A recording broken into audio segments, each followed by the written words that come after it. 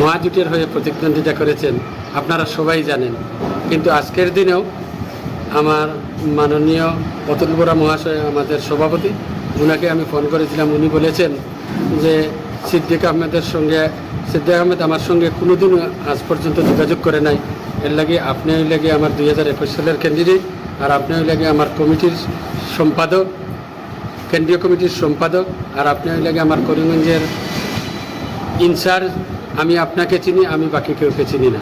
সিদ্দিকে ভুয়ো AGP office খোলার দায়ে নির্বাচন কমিশনের নালিশ জানাচ্ছেন দক্ষিণ করিমগঞ্জের প্রাক্তন বিধায়ক আজিজ আহমেদ খান। নির্বাচন ঘনিয়ে আসতেই অসম গণপরিষদের দলের মধ্যে তুমুল খণ্ডযুদ্ধ শুরু হয়েছে দক্ষিণ করিমগঞ্জে। রাজ্যের প্রাক্তন মন্ত্রী তথা বর্তমান দক্ষিণ করিমগঞ্জের বিধায়ক সিদ্দিক আহমেদ কংগ্রেস থেকে বহিষ্কার হওয়ার পর অসম গণপরিষদ দলে আনুষ্ঠানিক যোগদানের সিদ্ধান্ত নিয়েছিলেন। এমনকি বর্তমানে লোকসভা নির্বাচনে এজিপি বিজেপি মিত্র জোটের মনোনীত প্রার্থী কৃপানাথের হয়ে সভা সমিতি চালিয়ে যাওয়ার পাশাপাশি সামাজিক মাধ্যমে দেখা গেছে এজিপি দলের হাতির ছবির ফ্ল্যাগ সহ একটি নির্বাচনী কার্যালয় উদ্বোধনে। এতেই ঘটে বিপত্তি। আজ দক্ষিণ করিমগঞ্জের প্রাক্তন বিধায়ক আজিজ আহমেদ খান এক সাংবাদিক বৈঠক ডেকে বলেন, বিধায়ক সিদ্দিক আহমেদ সম্পর্কে অসম গণপরিষদ দলের কেন্দ্রীয় সভাপতি তথা রাজ্যের মন্ত্রী অতুল কাছ থেকে জানতে পারেন ভুয়ো এনজিপি নামে করে নির্বাচনী প্রচার চালাচ্ছেন বিধায়ক সিদ্দিক আহমেদ। তার নামে কোনো সদস্য পদ নেই, এমনকি এজিপিতে যোগদানের জন্য ঊর্ধ্বতম কর্তৃপক্ষের সঙ্গে যোগাযোগ করেননি সিদ্দিক। শুধুমাত্র নিজের সম্পত্তি রক্ষার জন্য শাসককে দলের নামে জব করছেন। বর্তমানে ভুয়ো এজিপির হয়ে কাজ করছেন। আগামীকাল লিখিতভাবে নির্বাচন কমিশনের কাছে নালিশ জানাবেন প্রাক্তন বিধায়ক আজিজ আহমেদ খান। অগপর দক্ষিণ করিমগঞ্জ সমষ্টি কমিটির সভাপতি রিজু আহমেদ তালুকদার অভিযোগ করে বলেন, রাস্তার মধ্যে হাতির ছবি চিহ্নিত শত শত ফ্ল্যাগ ছিল, কিন্তু কে বা কারা চুরি করে নিয়ে যায় তাদের সন্দেহ রয়েছে সিদ্দিক শিবিরের উপর। এদিন অন্যান্যদের মধ্যে উপস্থিত ছিলেন এজিপি দলের সমষ্টি কমিটির সাধারণ সম্পাদক আব্দুল মুনিম, কেন্দ্রীয় সদস্য আবু তালহা চৌধুরী প্রমুখ। দলীয় নির্দেশে দক্ষিণ করিমগঞ্জ সমষ্টি সমিতির অন্তর্গত যে এলাকাগুলো রয়েছে সেই এলাকাগুলোয় আমরা ইতিমধ্যে প্রত্যক্ষ করেছি যে কিছু সংখ্যক ফ্ল্যাগ লাগিয়ে, মানে অসম গণপরিষদের কিছু সংখ্যক ফ্ল্যাগ লাগিয়ে, ব্যানার চেনার নেই, কোনো পিছনে কোনো বুথের নাম নেই, সমষ্টির নাম নেই, জেলার নাম নেই, এভাবে লাগিয়ে ফ্ল্যাগ লাগিয়ে একটা অফিস উদ্বোধন করা হচ্ছে।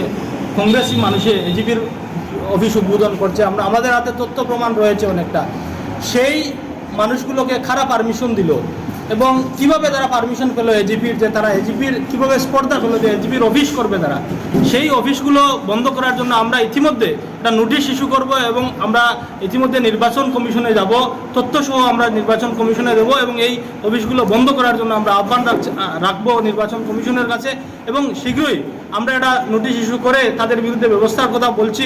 আর আমাদের যারা অফিস রয়েছে, যারা অফিস করবে, তাদের মানে লিখিতভাবে আমাদের সমষ্টির প্রধান নির্বাচনী অফিস যেটা আছে যাত্রাপুর নীলামবাজার রোডে, সেখানে আমরা সব নামগুলো লিপিবদ্ধ থাকবে, এবং রয়েছে অনেকগুলো নাম। আর যারা নিজের থেকে করেছে তাদের বিরুদ্ধে কঠোর ব্যবস্থা আমরা নেব। কারণ এই সব অফিসগুলো মানে অপপ্রচার করার জন্য মাননীয় মুখ্যমন্ত্রী এবং মিত্রজোটের সরকারকে অপপ্রচার করার জন্য করা হচ্ছে। কারণ আমরা জানি না কে বা কারা এজিপির নামে কয়েকটি পতাকা, আমাদের পতাকা অনেক চুরি হয়েছে রাস্তাঘাট থেকে, সেই পতাকাগুলো লাগিয়ে অফিসগুলো বানানো হয়েছে। এবং আমাদের ধারণা যে এই অফিসগুলো নির্বাচনের ঠিক 2-4 দিন আগে এই অফিসগুলো বন্ধ করে কংগ্রেসের বা অন্য ইউডিএফের পতাকা লাগানো হবে, আর বলবে যে অসম গণপরিষদের এই ফ্ল্যাগগুলো, মানে অসম গণপরিষদের অফিস বন্ধ হয়ে গেছে, সেগুলো কংগ্রেস হয়ে গেছে না ইউডিএফ হয়ে গেছে। এই একটা অপপ্রচার চালানোর জন্য একটা মানে প্রস্তুতি নেওয়া হচ্ছে দক্ষিণ করিমগঞ্জে। সেটার আমরা ইতিমধ্যে আমাদের কেন্দ্রীয় কমিটির সম্পাদক আজিজ আহমদ খান সাহেব আমাদের দলীয় সভাপতি শ্রী অতুল বরা মহাশয়কে অবগত করেছেন। আমি ব্যক্তিগতভাবে মানে কেন্দ্রীয় কমিটির সাধারণ সম্পাদক শ্রী সুনীল ডাহা মহাশয়কে অবগত করেছি এই অপপ্রচার নিয়ে। ওনারা কঠোর ব্যবস্থা নিচ্ছেন, এবং আমাকেও নির্দেশনা আসছে যে এইসব মানে অফিসের বিরুদ্ধে আমরা যাতে পদক্ষেপ নেওয়ার জন্য সেই ব্যবস্থা আমরা করছি। ইতিমধ্যে আমাদের মানে সম্পাদকও ইতিমধ্যে নির্দেশ দিয়েছেন, জেলা কমিটির ওয়ার্কিং প্রেসিডেন্ট সহ সবাই নির্দেশ দিয়েছেন, এসব অপপ্রচার করে যারা জিপির অফিস খুলছে তাদের বিরুদ্ধে আমরা কঠিন ব্যবস্থা নেব। আপনার কে খুলেছে অফিসগুলো, আপনার নাম বলুন। অনেকটা আমরা মানে দেখেছি ইলাসপুর জিপিতে মানে একটি অফিস, মানে কংগ্রেসের কয়েকজন ছেলে মিলে একটা অফিস করেছে, এজিপির অফিস করেছে, হয়তো পতাকা লাগিয়ে। আমরা যেখানে অফিস করেছি আমাদের পেস্টন banner, booth committee, GP committee সবের নাম রয়েছে, ওদের নাম নেই। ওরা মানে নিজের ইচ্ছা মতো আমাদের ফ্ল্যাগ অনেক রাস্তাঘাট থেকে চুরি হয়েছে, সেই ফ্ল্যাগগুলো হয়তো নিয়ে এখানে অফিস খোলা হয়েছে। তার বিরুদ্ধে আমরা খুব শীঘ্রই আমরা রিটার্নিং অফিসারকে লিখব এবং তার বিরুদ্ধে ব্যবস্থা নেওয়ার জন্য আমরা বলবো। মানে কার হাত রয়েছে আপনি কি বলবেন? না, সেই কার হাত রয়েছে আপনারা দেখতে পাচ্ছেন যে এই যে যারা করছে তাদের কোনো অস্তিত্ব নেই দক্ষিণ করিমগঞ্জে। তারা মানুষকে বিভ্রান্ত করছে, মানে আজ এজিপির হয়ে, কাল বিজেপির হয়ে, পরশু ইউডিএফের হয়ে, কংগ্রেসের হয়ে ওনারা মিটিং করছেন। আবার মিটিং থেকে বের হয়ে আবার বলছেন অনেকে হাতের চিহ্নতে ভোট দেন, অনেকে বলছেন ইউডিএফকে ভোট দেন, এভাবে বলছেন। আর আবার মুগ্ধি বলছেন এজিপি। সেই সব মুখোশধারী এজিপি আমরা চাই না। আমাদের একটা সিম্বল, আমাদের অ্যাপ্রুভেল, আমাদের সব রয়েছে।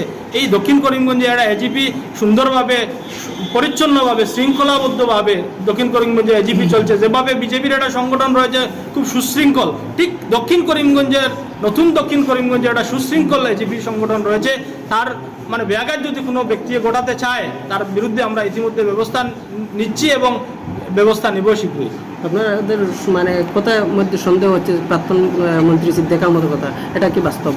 না, অবাস্তব নয়। আপনারা দেখছেন যে উনি কোনো জায়গায় গিয়ে মানে পতাকার নিচে, কোনো জায়গায় গিয়ে এজিবির পতাকা নিয়ে, কোনো জায়গায় এজিবির পতাকা ছাড়া মানে বিভিন্ন আবুল তাবুল বিভিন্ন কথা বলছেন, সেটা আমরা প্রত্যক্ষ হয়েছে। তার জন্য আমরা দলীয় সভাপতির কাছেও দিয়েছি। দলীয় সভাপতি আমাদের আজিজ খানের মাধ্যমে বলেছেন যে মানে প্রাক্তন বিধায়ক আমাদের সঙ্গে কোনো সম্পর্ক নেই বা প্রাক্তন বিধায়কের সঙ্গে আমার কোনো কথা হয়নি, সেটা স্পষ্ট হয়ে গেছে ইতিমধ্যে। মূল উদ্দেশ্য আমাদের এই সভার যে আমাদের মুখ্যমন্ত্রী সাহেব 18 তারিখে আসবেন, যার কারণে আমার কর্মী সভা করছি। দক্ষিণ করিমগঞ্জে 2021 সালে এজিপির হয়ে আমি প্রতিদ্বন্দ্বিতা করেছি, উনি মহাজোটের হয়ে প্রতিদ্বন্দ্বিতা করেছেন, আপনারা সবাই জানেন।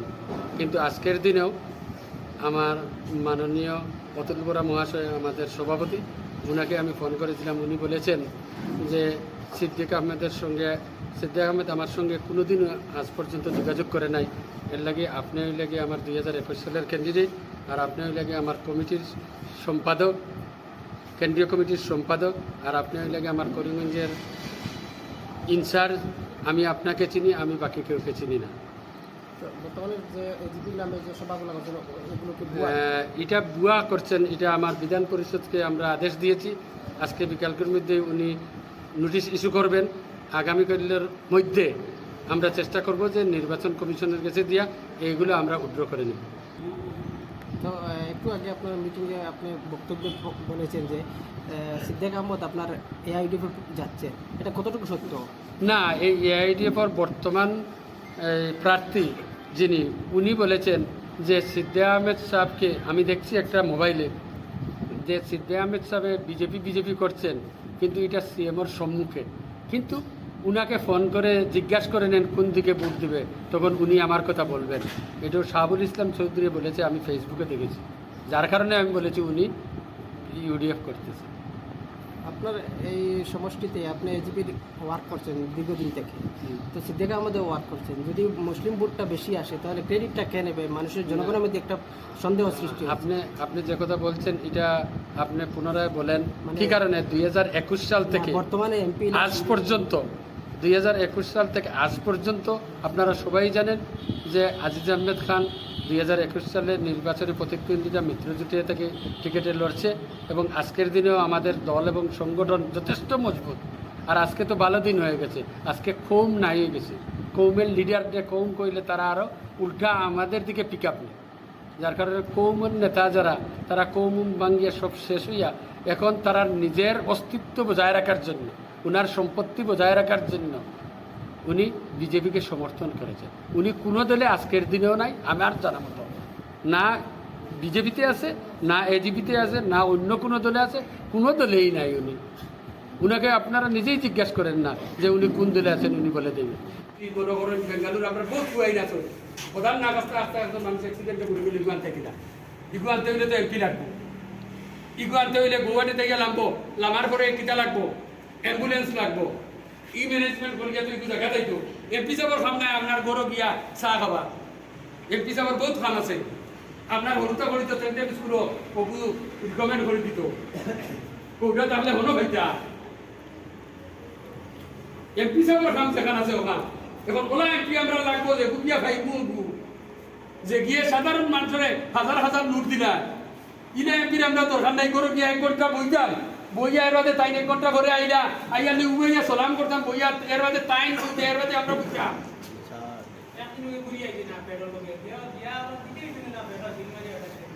তুমি নেই লিখে দিও যখন হকুবেলা না হকুবেলা আর আমরাও তো আবার 1.5-2 বছর রয়েছে আমরা যদি আমরা মানুষ আপনি ওপর 70 সালে তৈ তাহলে এই গাছের চূড়া বাতাস তো দিব না ডাইরেক্ট তো আর রোহিত লাগতো না চূড়া বাতাস তুমি আর আল্লাহর হুকুমে দেখ আল্লাহ শরীরগত সবর ভালো রাখতো আমার শরীর খারাপ আসতো আল্লাহ ভালো করছো সবর শরীরগত ভালো রাখিয়া আগামী 2026-এর সামনে রাখিয়া আমরা নতুন যে জিপি 35-36টা হয়েছে আপনার আরো কুটুম্ব আছে সবরে হইবা আর আমরাও হইব হইয়া আমরা যাই কান্দানরা হইব সাহায্য আসামের লোকে যোগ দিয়া আর যে আসামও আগামী